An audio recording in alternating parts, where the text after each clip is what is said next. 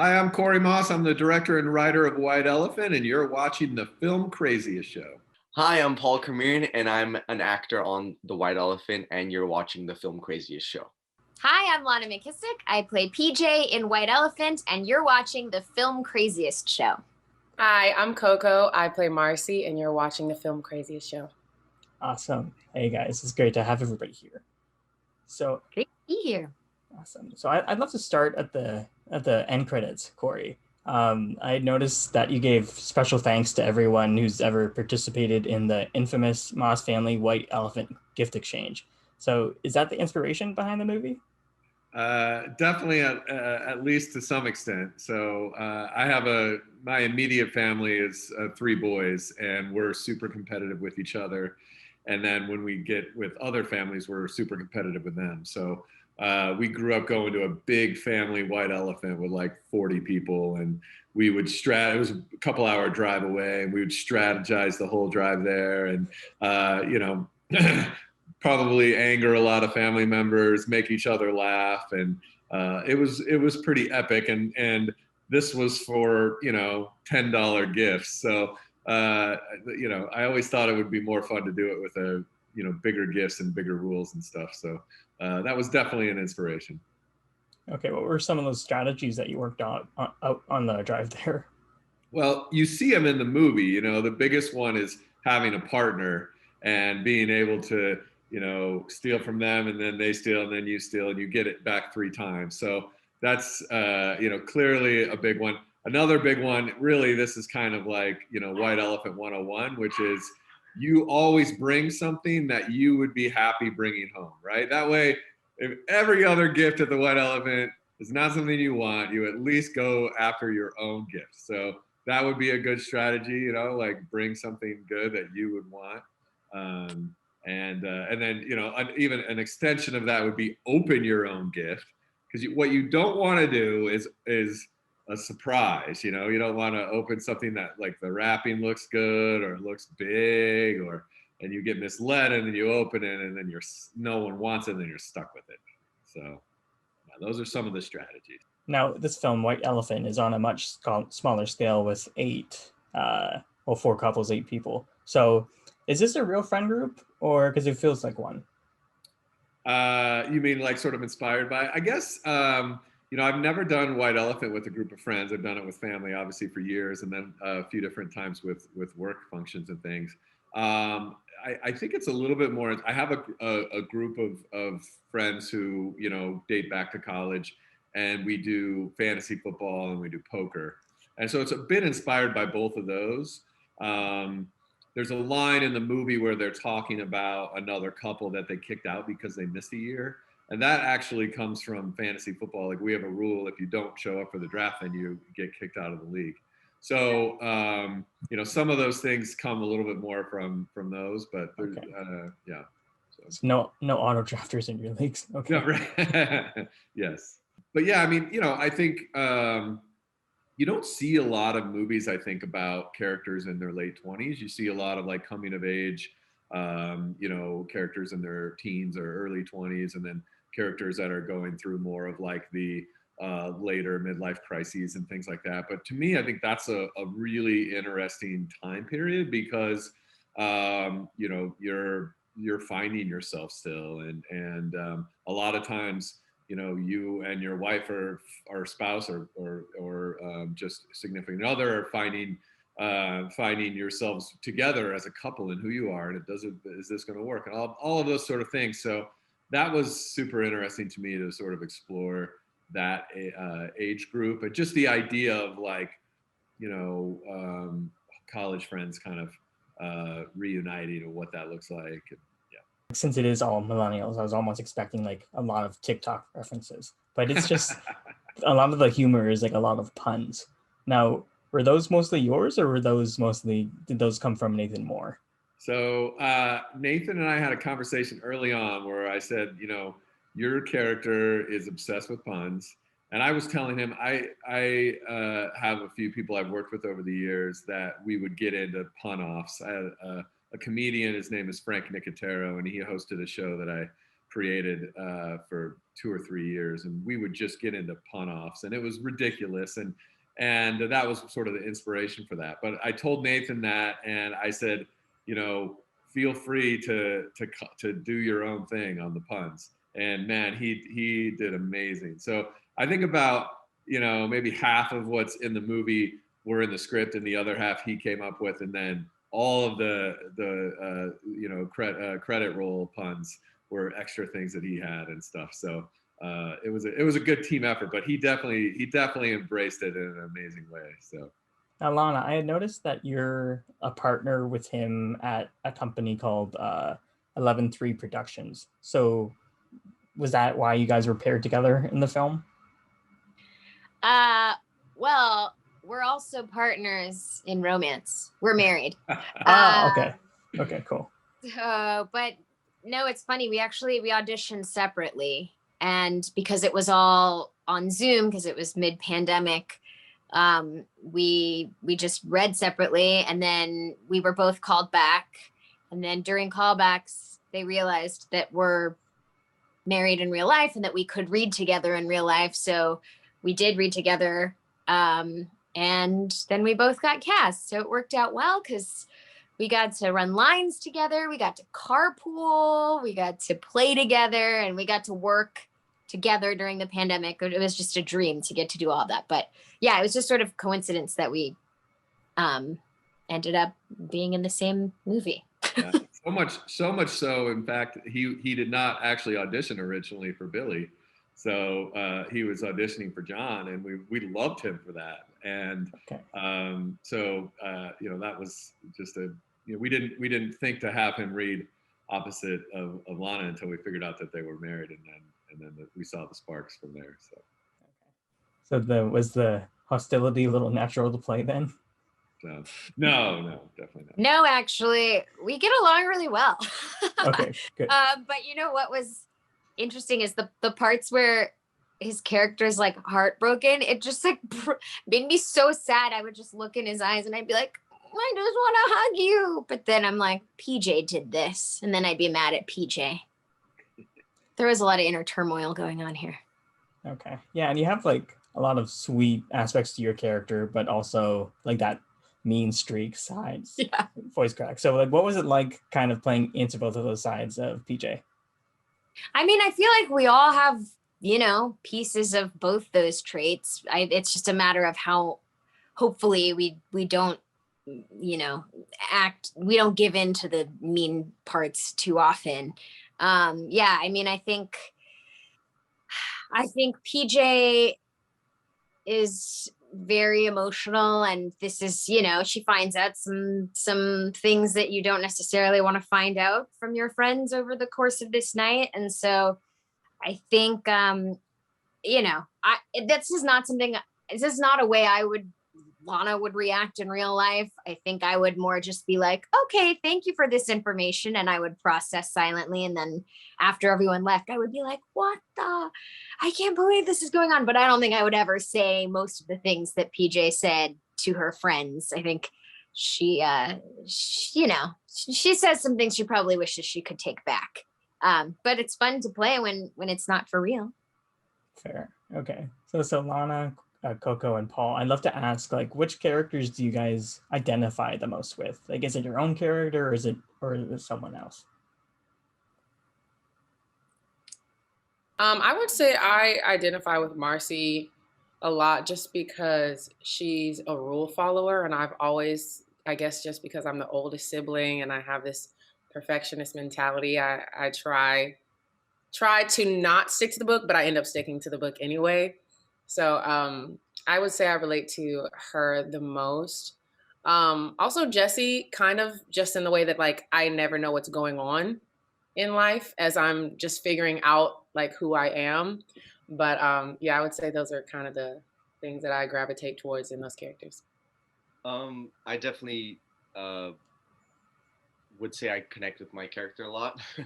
I have my immature moments for sure, but I would say just pieces of every character I feel like are versions of myself as well, and Yeah, but mainly my character. I feel like I definitely have that like fun side to me whenever I'm around a group of friends. Okay. What about you, Lana? Um, maybe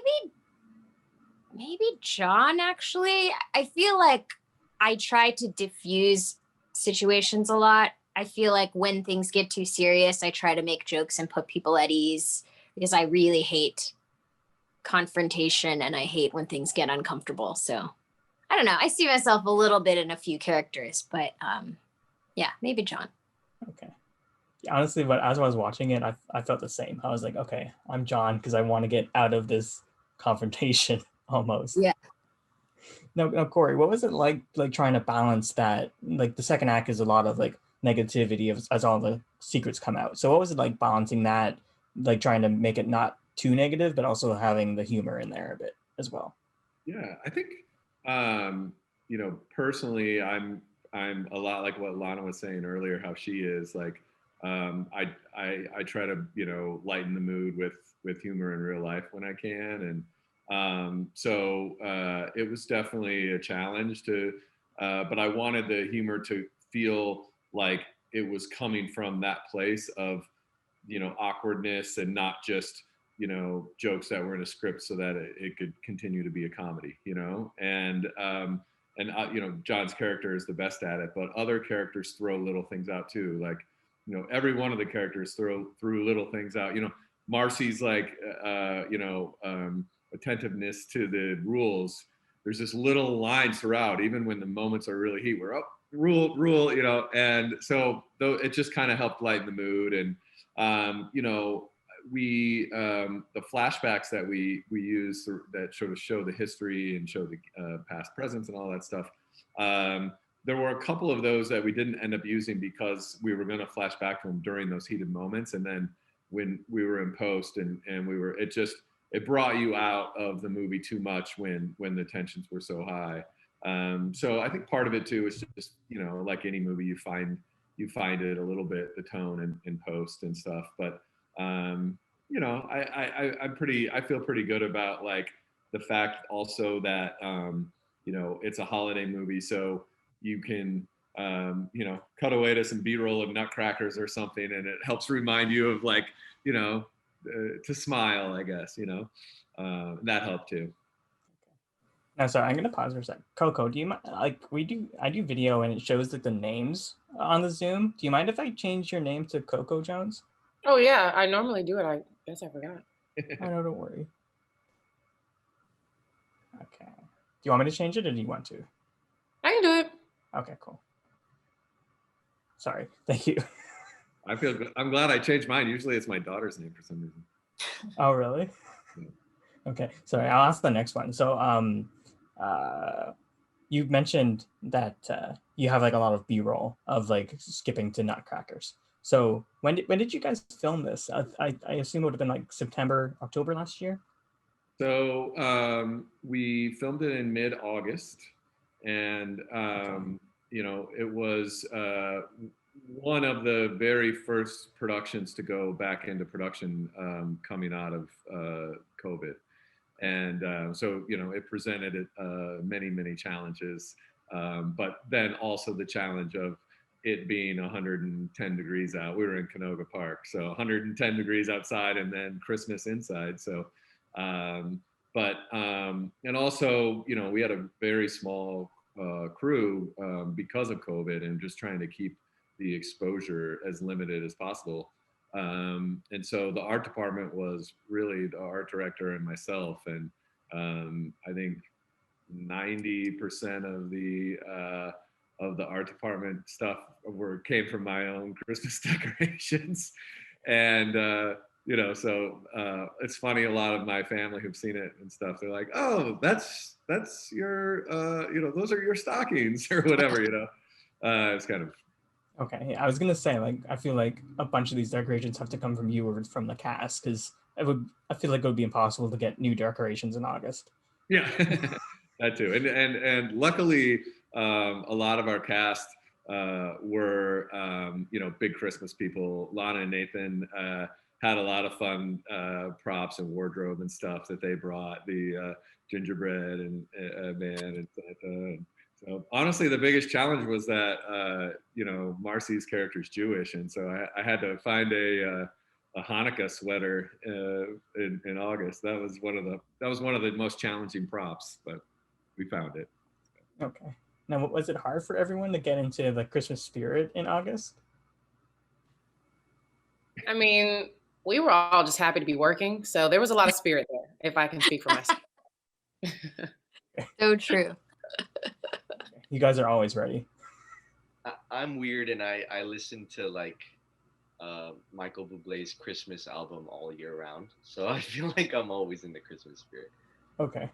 I do the same with Mariah's Christmas album, but it's also the best one.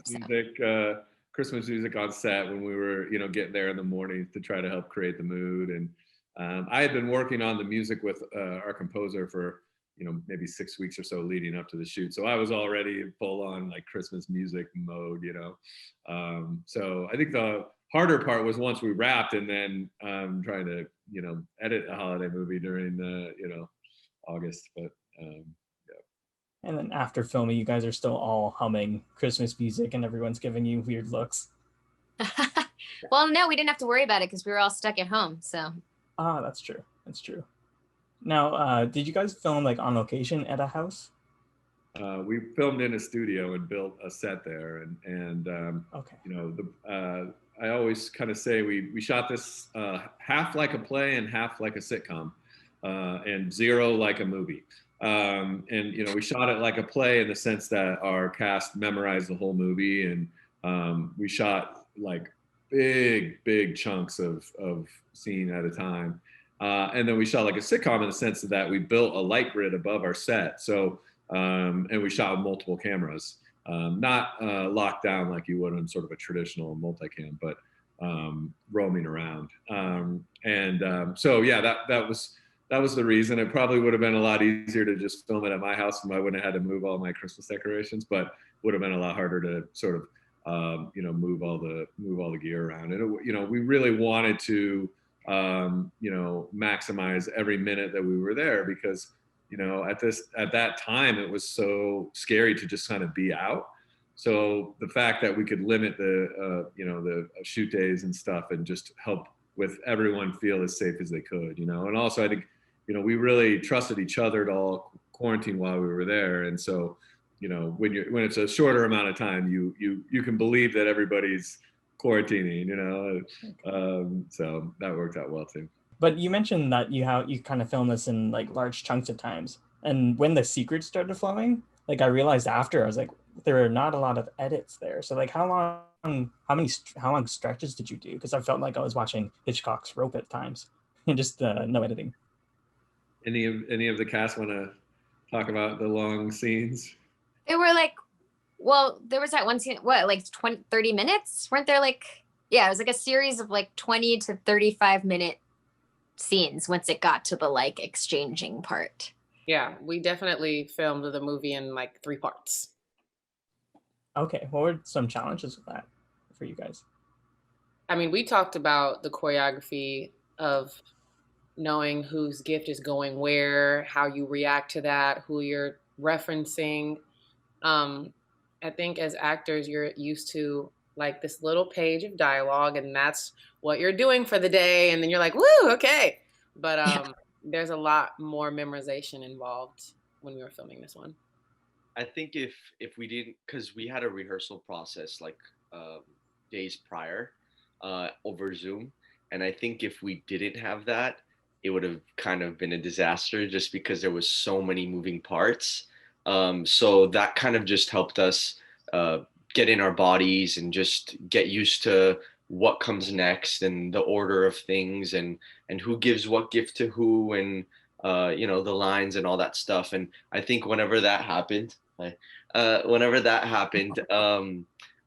just letting go afterwards and just being able to perform and not think about the lines was just the biggest like relief and the biggest it was cool to have that as an actor because not a lot of times do you have that much rehearsal prior to shooting. So in that sense, it was really cool.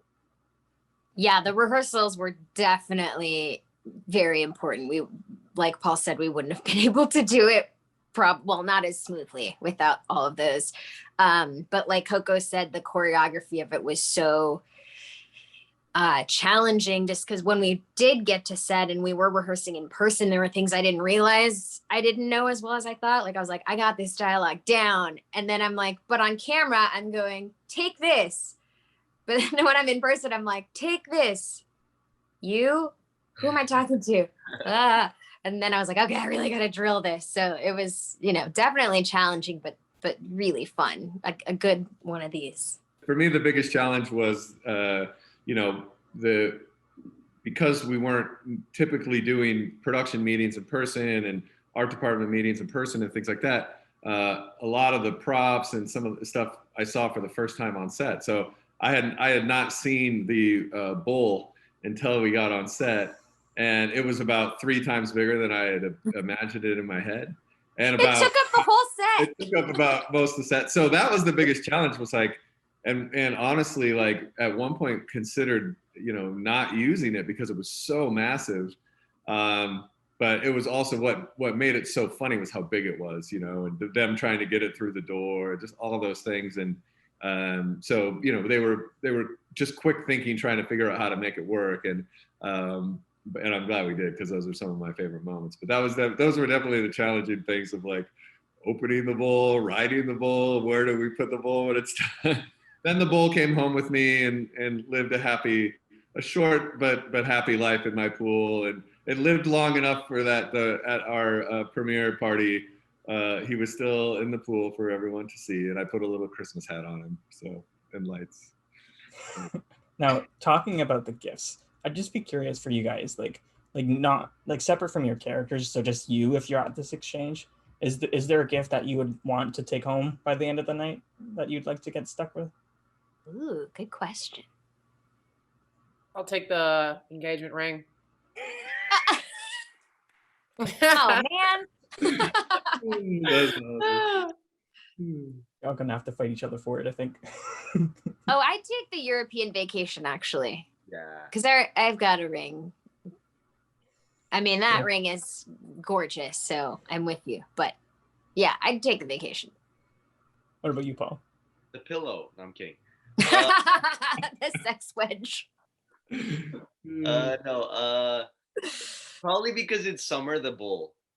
Wait, you guys, no joke. I was at was it a bridal a bridal shower once, and the bride to be was opening up all her gifts, and her mother had gifted her one of those wedges. Her mother. I was like, okay, that's cool to have like a, nice relationship like that. But I was like, it straight up said like sex wedge. I was like, ah. Anyway, that's like Mean Girls. I'm a cool mom. Yeah. I'm not like other moms. I'm a cool mom. Anyway. And what about you, Corey? What gift would you take home? Really, any of them but the toilet paper. At that point in the year, I was so sick of hoarding toilet paper that and in fact, when we wrapped, I was like, I made everyone take toilet paper with them, because I'm not bringing this toilet paper back to my house. I've been hoarding it for 4 months, so anything but that. So. Do you know how valuable it was? I will say this, which is around the time I wrote this, my partner and I were my business partner and I were developing a movie called Rose All Day. So the robe and the rosé all day on the robe, I was like, I'm just going to write this little Easter egg into this in case we end up ever making this other movie. And I'm proud to say we made that movie in April. We're finishing post on that now. So I guess I would say the rosé all day robe, because it now represents 2 different movies that I've made. So. Okay, nice. Yeah, I definitely saw that in your filmography, and I was going to ask you about that too. So that's awesome. Cool. Yeah. Now, did all the gifts come from your script, or were you guys able to workshop the gift ideas with your characters? I think they were all in the script and all the ones in the past, and it was really just about like trying to come up with things that would look funny, you know. So like the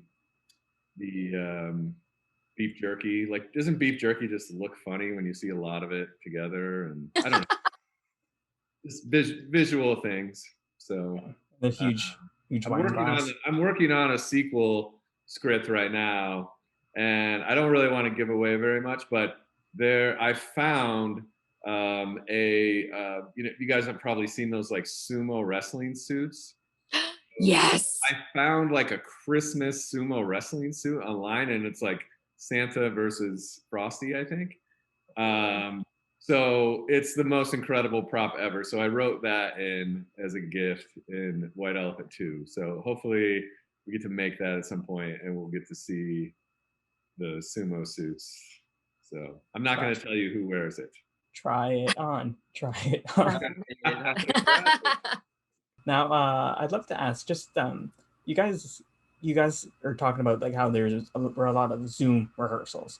So for you, Coco and Paul, did you guys actually meet whoever plays your significant other before filming, or I guess on Zoom? Everyone met on Zoom. It was all virtual until basically the start of filming. Yeah. Okay. So what was it like creating that chemistry? Because it's so believable. Like everybody here, like that's why I asked like if this was a real fun group, because like it feels like everyone has known each other for the 6 years that the White Elephant has happened. I mean, I think that's just good casting, honestly. I mean, all of us, I feel, me speaking for everyone, we were just excited to create something. So, I mean, when you're going through such a crazy state in the world, you just want to express yourself and, you know, bring some positivity to your life and to the lives of others. And I think that that's such a reason that the film is so warm, is because like everyone just wanted to, you know, exude happiness and something lighthearted in the midst of the chaos going on in the world. And on top of Koi really just letting us like paint our own stories with these characters, like we had a lot of freedom as well to like make the characters our own, which is why I feel like it feels so authentic. I think a big part of it was that after we would, you know, rehearse for an hour or something, then people would stay on Zoom for another hour and just, you know, get to know each other and talk. A lot of talk about astrology and just things that people had a lot of most of the cast are singers, so people would sing. Devin would get his guitar out and he would, you know, he'd play something on a ukulele or guitar or something like. So, you know, we socialized a lot over Zoom before we got together, which was a big part of it. And for me, it's really cool to see now. Like just last week, you know, I think Coco had a Instagram post. She was looking fine, and one of the comments was from Matthew, and he was like, "Fire, you're so hot," you know. And I was like, you know, it was like what a real husband would say, you know, to like his wife's like hot Instagram post, you know. And I'm like, yes, like he's still her husband, you know, kind of. I don't know. And I see the same thing with Paul and Carmela, you know. So anyway, everyone did have you know, I think it's great actors and you know, so, and also a very attractive cast. So it's very, you know, everyone was like just, you know, I don't know. That sounds okay. It also helped. Obviously, Nathan and I know each other, but Carmela and Nathan and I are all friends, and that was coincidental too. We didn't know anyone was cast, and then we found out Carmela was in it too, and I was like, oh my god, we're gonna be in the same movie. And she was like, what? So that was just really fun. And then the fact that there were no divas on set, there was, you know, everyone has such a positive attitude and is a really good person, a really warm person, that made it just so fun. I thought to myself that it's kind of tricky to have a cast of 8 where everyone is like so likable. So like, what was it like putting the cast together, Corey? We might have just touched on that, but like just curious from the casting perspective. Well, first of all, Daniel, I want to say this is my favorite interview I've ever done because you have such nice compliments. So thank you for all the nice things that you're saying about this movie. It's very nice. But what was your question again? Because I was just caught up in all of it. I was just asking what was the like putting the cast together. Oh, yes. Well, we worked with amazing casting directors and Stephen and Susan. And I think it's a testament to how good they are that they have like a real personal relationship with, you know, everyone in our cast. Like, so they did an amazing job, and they would fight for people like that. I'm so glad we did. And then it's the first and only time in my entire career that every one of our cast were our first choices. So it was like amazing in that sense that like going into it was like, this is like the dream. This is the dream. Like we got everyone. And then obviously, like we just touched on, like the chemistry was there right away from the beginning. And so yeah, the casting part was incredible. I mean, I'm sure they will tell you that it was really hard, that the callbacks were over Zoom, and having to do chemistry reads with people over Zoom and things like that was a little weird and hard and not ideal. But it was fun nonetheless. Just I think because like Coco said earlier, everyone just was dying to get out there and work. Okay, awesome. Now I'm gonna look at my notes for the name here, but I noticed that this was Avery Norris's first film. So what was that like for her being on the set? And I thought it was kind of interesting how it almost mirrors the character, that she's new to the fun group and she's new to the industry in a way. Yeah, and she also lives in New York, so everyone else in our cast were here in LA. So they're definitely like, that was a bit intentional in the sense that she was kind of the outsider a little bit, but oh my gosh, the 7 other cast members could not have been more sweet and took her under their wings and help. I mean, she's a total pro, and she's in school and just graduated from theater school and is so talented but just the sort of nuances of being on a set and stuff, everyone did such an amazing job of being there for her. And that was super fun to watch for me, just to see that. And but yeah, it was a cool experience. And she definitely didn't feel like she was new to it. She knew what she was doing. Now, Coco, if it's okay, I'd love to ask one about Vampires versus the Bronx, but I promise I'll bring it back into this film. Like, what was it like on the set working on a film of that size and then working on something that's like a bunch more intimate like this one? Probably, let me think. I would say the difference that I notice is in a more intimate setting, I feel like things can be a little more transparent, because in a bigger film, you're kind of just sticking to the script because everything's on a schedule, and there's just a lot of different moving pieces involved. So, I mean, not that it's less creative, but it's all more contrived. And whereas with like a film like this, it's more open to like your interpretation, and it's like a lot more of a relaxed process. So sometimes I feel like you do get a more authentic result when like there's not several people that you have to ask a question just to know what you're supposed to do. Like, you can talk to the Corey was right there. I could talk to him about anything or any questions I had. So I feel like sometimes more intimate production leads to like a better payoff, in my opinion. Okay, and definitely a bit more creative freedom with indies, I think, as well, right? Definitely. Cool. I love that movie, so I just had to kind of bring it back into that one as well. Now, I'd also love to ask about just the opening credits with everyone's names on the ornaments. What was the idea behind that? Because I really like that. It was just kind of like it was fun. Oh, thank you. I appreciate that. I don't know. I don't know. I'm kind of just a nerd about like credits, both the opening and closing. And like, I feel like I hate it when they're just wasted, So I don't know. I just wanted to do something original and different. And I have a friend who's super artistic, and so I pitched her the idea, and she did them for me as a favor. And it was, I think our cinematographer was not happy with the short amount of time I gave him. I'm like, okay, you have 10 minutes to do this. He's like, you do know this would be a full day shoot on like a regular film. Like, you know, and I would have like expensive tracking gear and all this stuff. I'm like, you got it, handheld, you know? So, you know, it's not he I think he hated having to do it, but it was a fun way to do it. Did you guys get to keep the ornaments? Yeah, Corey gave them to us as like a gift at the end. It was so sweet, so thoughtful. Where did you put them on your tree? Of course. Oh, yeah. Okay. Everyone wants an ornament with their name on it on their tree. How long was the shoot? So it was short. It was about a week. So now, any challenges with doing such a short shoot, or did it kind of go smoothly? Piece of cake.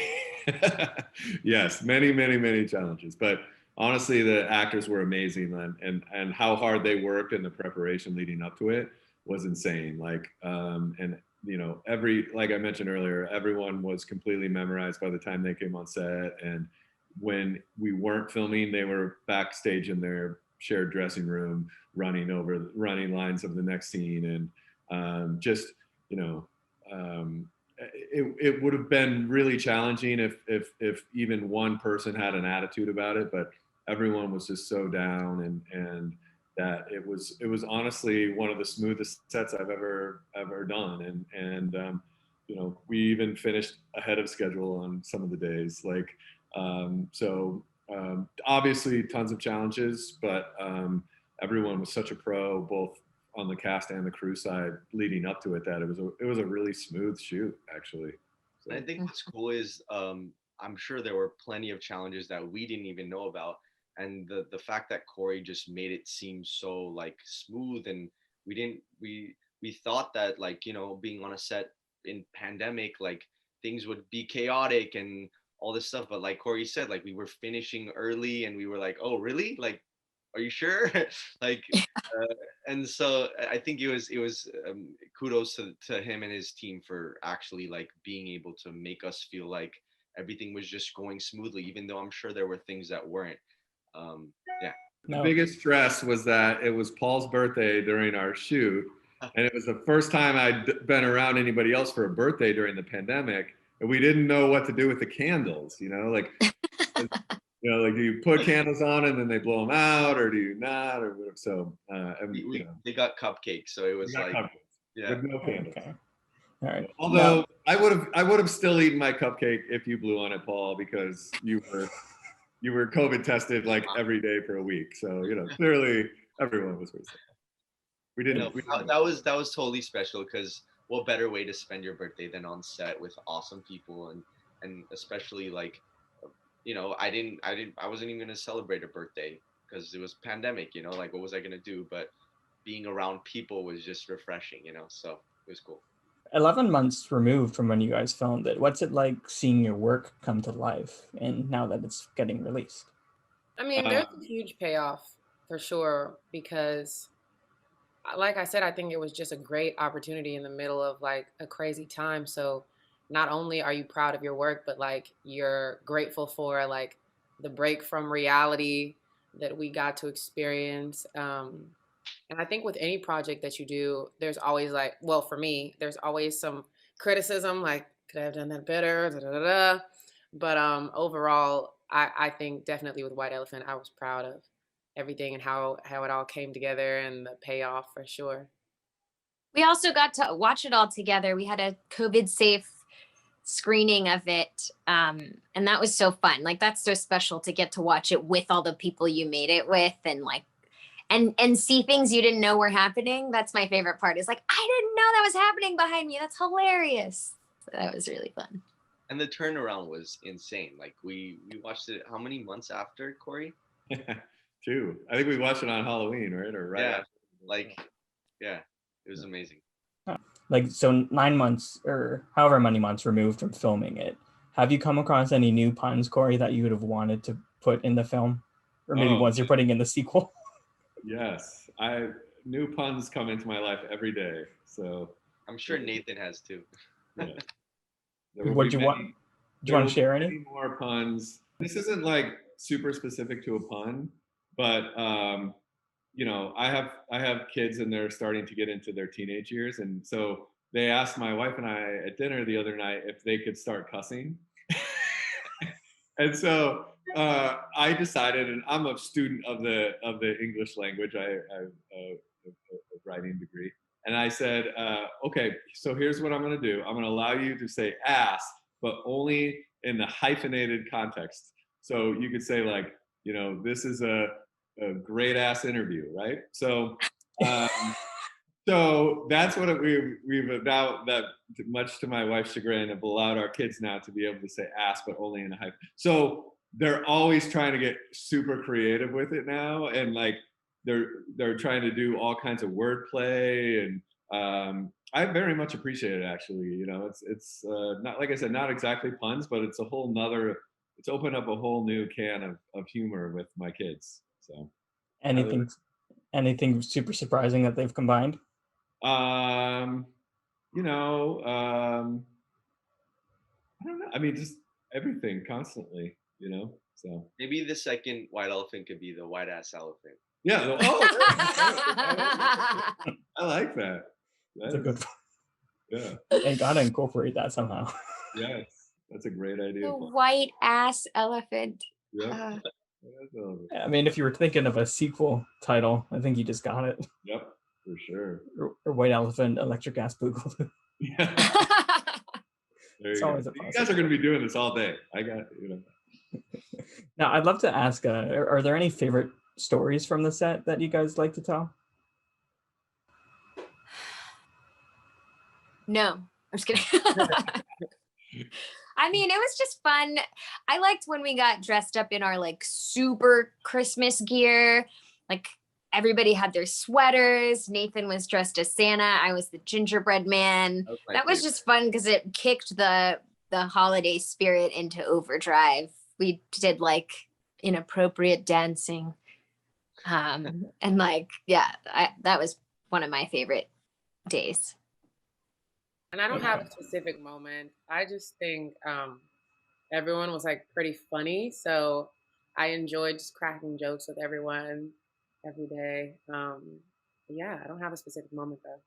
Coco and Avery were like zodiac astrology like queens.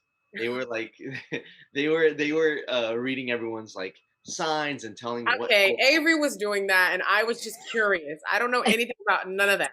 Well, I don't know. She had her book. Avery had a book. She had that book. Yes, she did have that book. So she was telling everyone what everyone is, and it was fun. Honestly, the waiting around as well. Like just back in like the dressing rooms and all that. That was such a blast as well, because we would be playing like riddle games and like doing different things and having like deep conversations and all that stuff. So I think not only on camera but off camera we were just having the same amount of blast. If that makes blast, we're having a blast. Same amount of blast. I have videos of us, Paul, and it's you leading us all in some. Oh no, no, it was like some. Yeah. I don't remember exactly what it was, but yeah. Or like the reindeer dance, like with the thing. Do you remember that? Like it was like a riddle game. Anyways, we were playing like a bunch of like games while we were like kind of waiting around. If that, I mean, while someone else was filming, some people were waiting. So it was a fun time. It was a good time. Thanks. What about you, Corey? Yeah, I mean, a couple of my favorite stories and memories. One was, you know, there was no singing in the movie, and unintentionally we cast this amazing cast of everyone as singers except Paul, I think.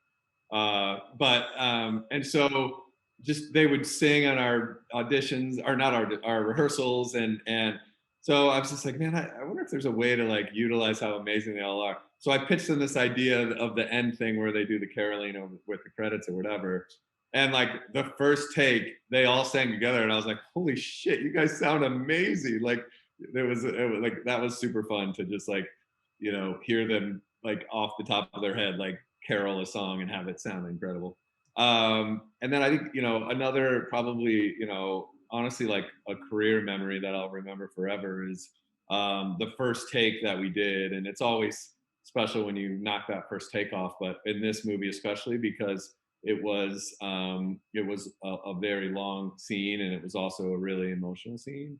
And I think it was when Lana's character PJ really breaks down.